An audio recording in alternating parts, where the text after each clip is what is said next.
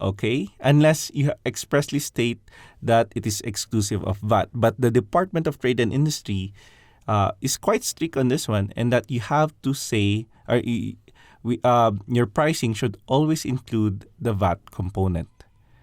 All right. Okay, so now that we are able to know how to compute for your output VAT, you now compute for your input VAT. Now, how did we compute for input VAT here? So, Dr. A paid 56,000 to his suppliers. So that 56,000 pesos that he paid to his supplier is already inclusive of VAT.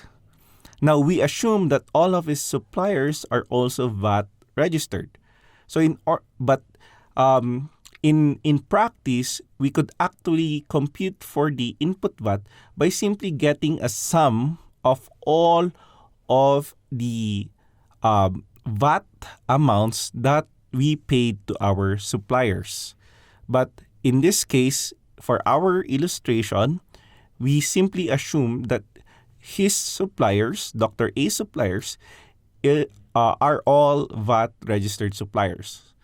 Okay? But in practice, you have to manually look into all of the receipts and get the total of all of the VAT components. Remember, the VAT that you pay is always separately shown in the receipts or in the invoices.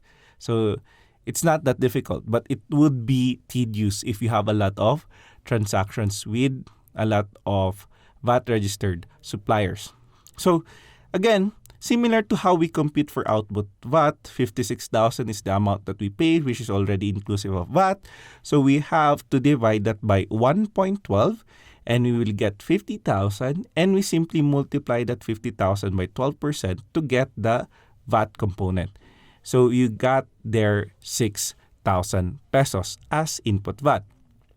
So 30,000 output VAT less input VAT of 6,000, then you will get a net VAT payable of 24,000 pesos. Okay, so some key points in this computation is that you have to also monitor your input VAT from your suppliers. So any VAT that you have paid your suppliers can be claimed against your output VAT. So if you don't want to pay a significant amount of VAT to the BIR, which actually you have also collected from your customers, you could actually start really looking into your VAT invoices that you paid your suppliers. And you could use that to reduce the amount that you will be paying to the BIR via form, and I hope you still remember it, 2550M. All right, so that's quite a discussion. So if you're still confused, don't worry. We have some lecture notes that you could use in order to review the concepts that we discussed in this video. But before we leave the discussions on the basics of business taxes, let me show you a humorous photo. So here you have, well, let's call the old man Dr. A, and he was scared. He was not actually scared of the dead guy there.